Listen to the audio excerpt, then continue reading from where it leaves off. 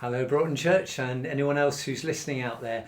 My name's Phil White, I'm the Vicar of Broughton Church, and this is going to be the last lockdown reflection before Christmas. So I just wanted to share with you a thought I've been having over the last couple of days, and it ties in really well with Jack's sermon yesterday.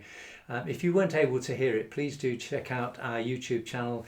It'll be one of the videos under this video, and the sermon from yesterday's service.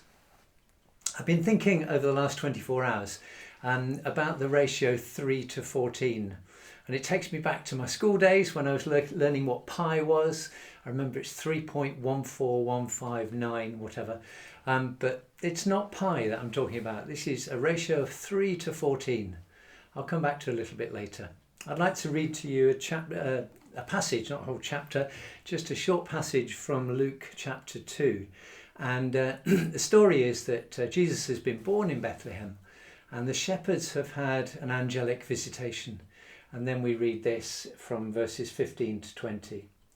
When the angels had left them and gone into heaven, the shepherds said to one another, "Let's go to Bethlehem and see this thing that has happened, which the Lord has told us about." So they hurried off and found Mary and Joseph and the baby who was lying in the manger. When they had seen him, they spread the word concerning what had been told them about this child. And all who heard it were amazed at what the shepherds said to them. But Mary treasured up all these things and pondered them in her heart. The shepherds returned, glorifying and praising God for all the things they had heard and seen, which were just as they had been told. And that verse 19, which Jack referred to yesterday, but Mary treasured up all these things and pondered them in her heart. You know, there's a group of scientists called neuroscientists, and their job basically is to look at the brain and to work out how it works. And I don't know whether you know this, but we are wired to be aware of danger. You just need to look at any animal out in the forest or in our gardens. They're always watching for danger. And we too are wired for danger. We're wired to be aware of danger. And these neuroscientists have said that it takes 3 seconds, just 3 seconds, to imprint a negative image or emotion in our brains. But it takes 14 seconds to imprint a positive image or emotion in our brain.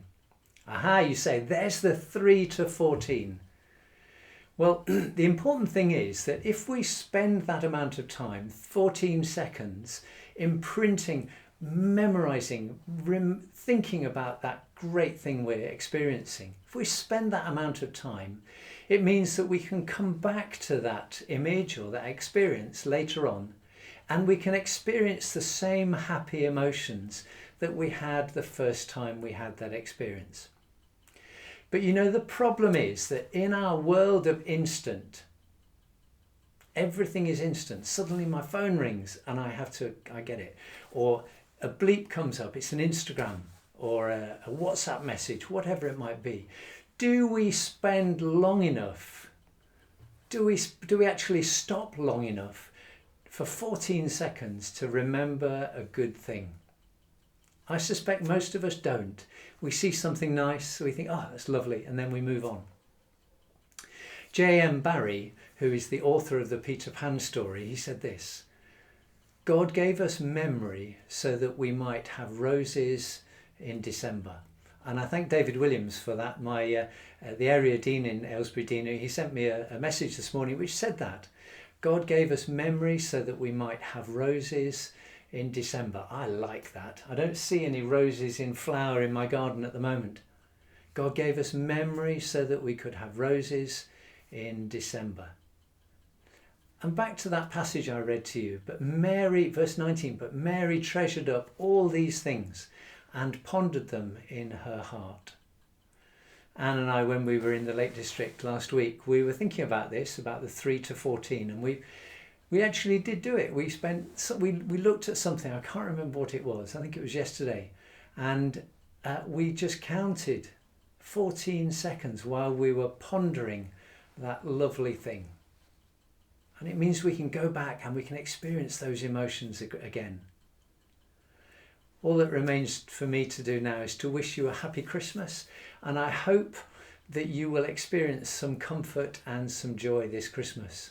And when you do, when you see a son or daughter or a mother or father or brother or sister, child, whatever it might be, opening a present with sheer delight on their face, just stay watching. Count to 14 seconds and imprint that lovely memory on your mind. And then you can go back and revisit it afterwards. Spend enough time to do that. So I wish you a happy Christmas, and I look forward to seeing you in person soon. I hope you have a great day. Goodbye.